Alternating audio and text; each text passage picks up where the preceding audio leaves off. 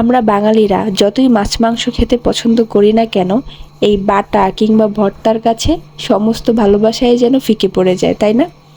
একটি ভর্তা দিয়ে এক প্লেট ভাত তো আমরা অনায়াসেই খেয়ে নিতে পারি। আমার মা এই বাটাটা একটু অন্যরকমভাবে করে। প্রিয় ভোজন রসিকবৃন্দ, চলুন আজকে মায়ের এই রেসিপিটাই আপনাদের সাথে শেয়ার করি। এর জন্য লাগছে আমাদের খারকোল।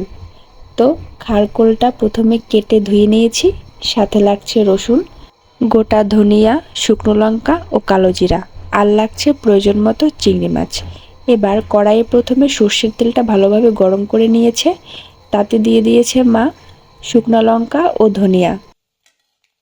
মূলত ধনিয়া এবং শুকনো লঙ্কার ফ্লেভারটা একটু বেশি আনার জন্য এই দুইটা মশলা আগে দেওয়া হয়েছে। এরপরে এতে দিয়ে দেওয়া হচ্ছে কাঁচা লঙ্কা ও কালো জিরা। এরপরে যাবে রসুন।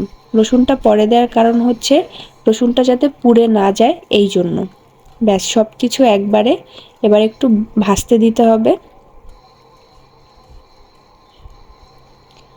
একটু লালচে হয়ে আসলে রসুন, এরপর তাতে প্রয়োজন মতো যে চিংড়ি মাছটা আছে সেটা দিয়ে আবার নেড়ে চেড়ে আমরা ভেজে নিচ্ছি।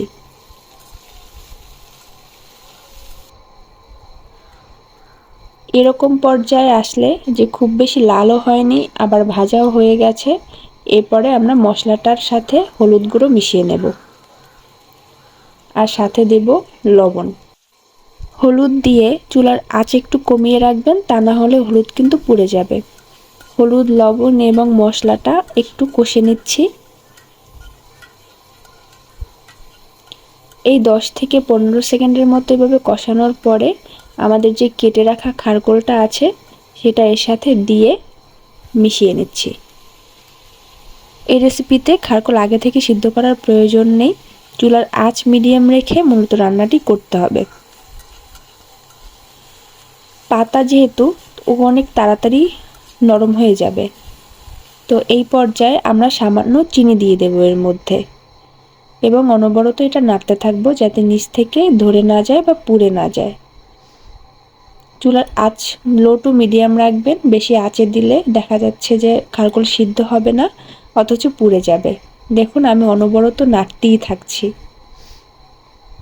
এভাবে করলেই মূলত এটা সিদ্ধ হয়ে যাবে। দেখুন আমাদের খারকোল কিন্তু সিদ্ধ হয়ে এসেছে।